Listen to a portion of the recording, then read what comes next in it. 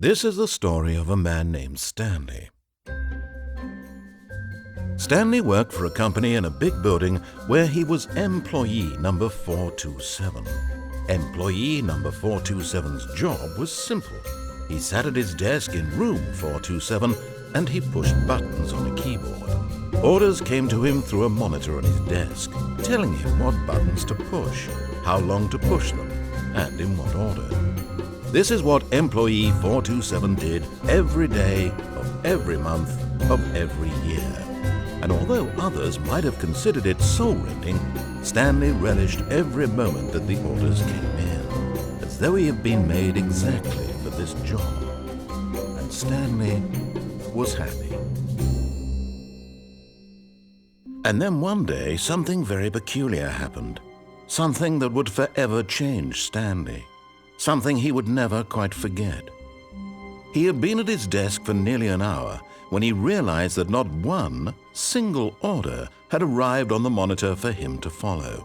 No one had showed up to give him instructions, call a meeting, or even say hi. Never in all his years at the company had this happened, this complete isolation. Something was very clearly wrong. Shocked, frozen solid, Stanley found himself unable to move for the longest time. But as he came to his wits and regained his senses, he got up from his desk and stepped out of his office.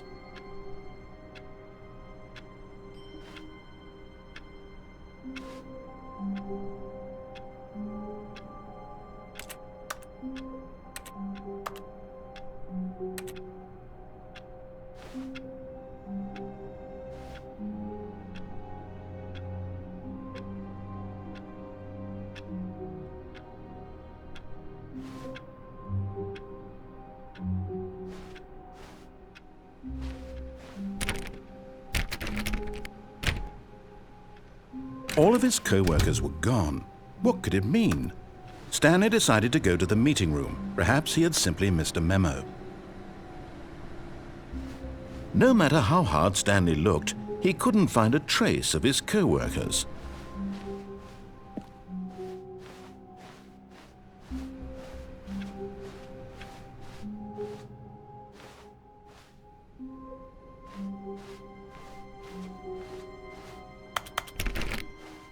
When Stanley came to a set of 2 open doors, he entered the door on his left.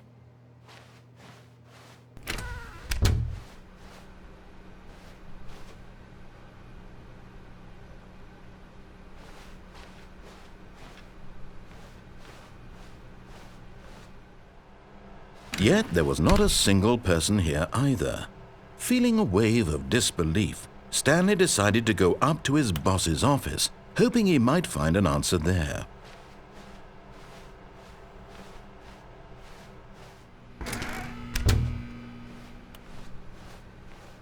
Coming to a staircase, Stanley walked upstairs to his boss's office.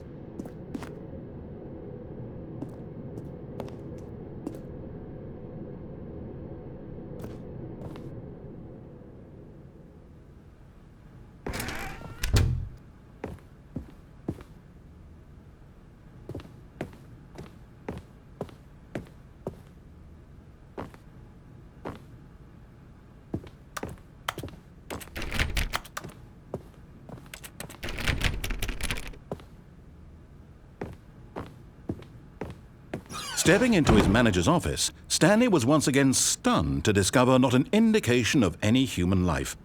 Shocked, unraveled, Stanley wondered in disbelief who orchestrated this. What dark secret was being held from him? What he could not have known was that the keypad behind the boss's desk guarded the terrible truth that his boss had been keeping from him. And so the boss had assigned it an extra secret PIN number, 2845. But of course, Stanley couldn't possibly have known this.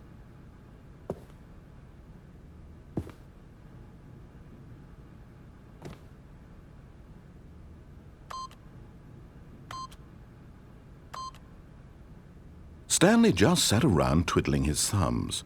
Trying to input anything on the device was useless, since he could never possibly know that the combination was 2845.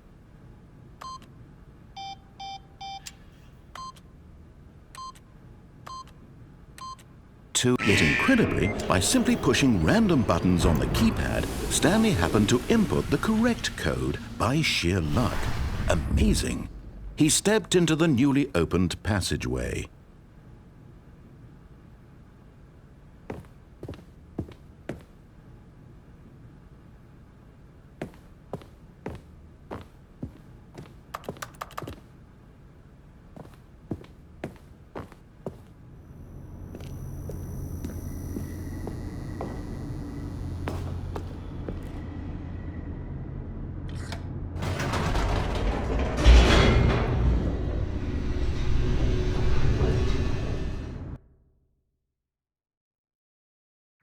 Descending deeper into the building, Stanley realized he felt a bit peculiar. It was a stirring of emotion in his chest, as though he felt more free to think for himself, to question the nature of his job. Why did he feel this now, when for years it had never occurred to him? This question would not go unanswered for long.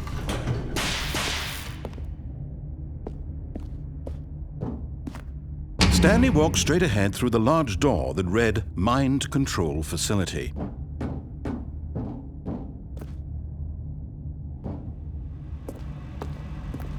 Although this passageway had the word Escape written on it, the truth was that at the end of this hall, Stanley would meet his violent death.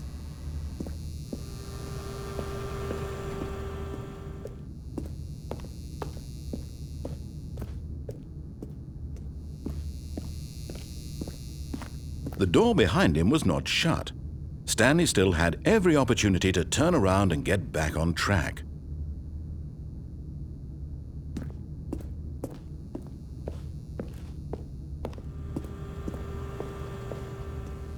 At this point, Stanley was making a conscious, concerted effort to walk forward and willingly confront his death.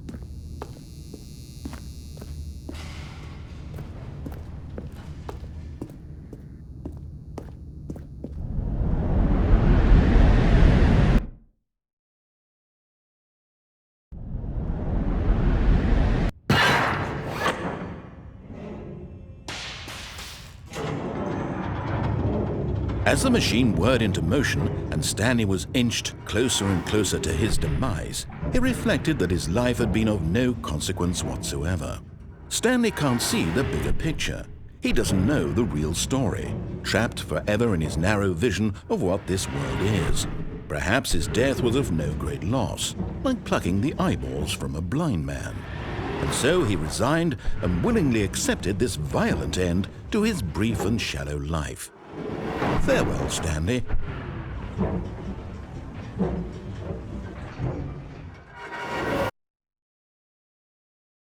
"Farewell, Stanley," cried the narrator, as Stanley was led helplessly into the enormous metal jaws. In a single visceral instant, Stanley was obliterated as the machine crushed every bone in his body, killing him instantly.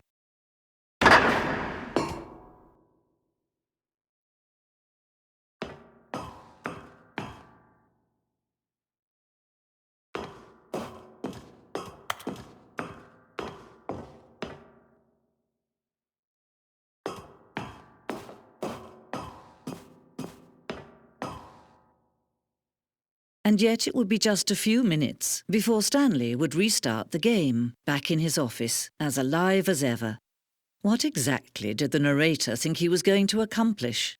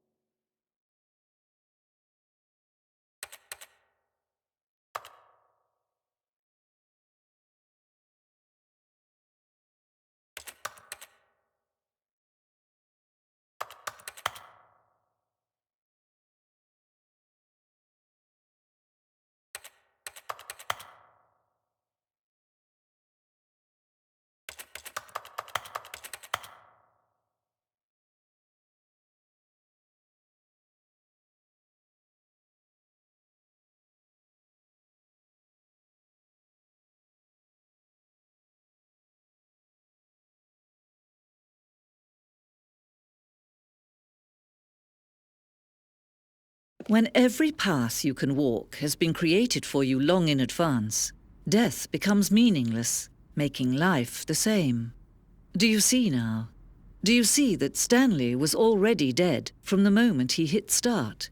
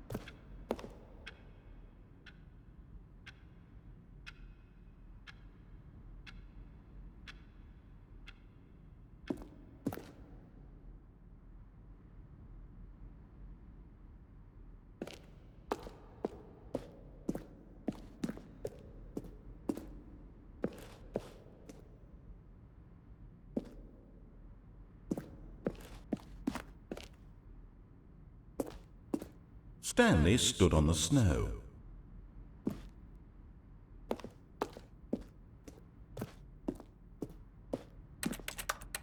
Where were all of his co-workers? Oh, I don't know. How about they're throwing a surprise party for him for all his button pushing?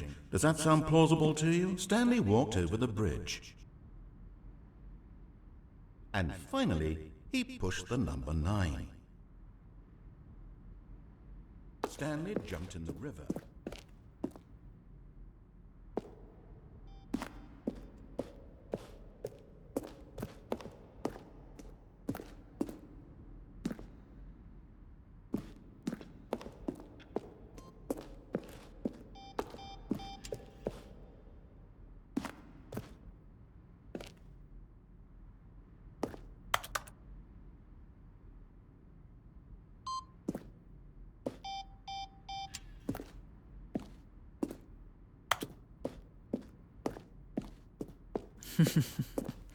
Oh, look at these two. How they wish to destroy one another. How they wish to control one another. How they both wish to be free.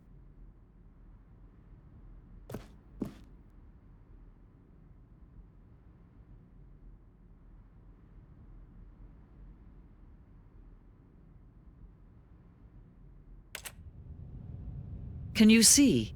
Can you see how much they need one another? No, perhaps not. Sometimes these things cannot be seen.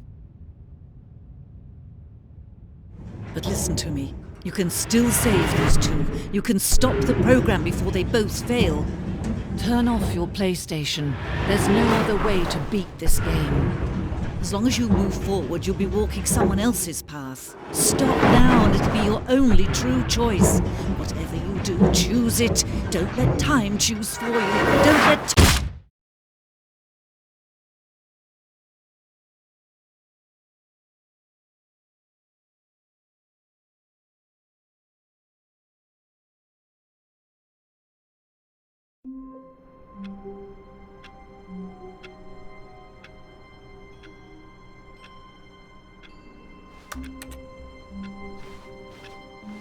All of his co-workers were gone. What could it mean? Stanley decided to go to the meeting room. Perhaps he had simply missed a memo.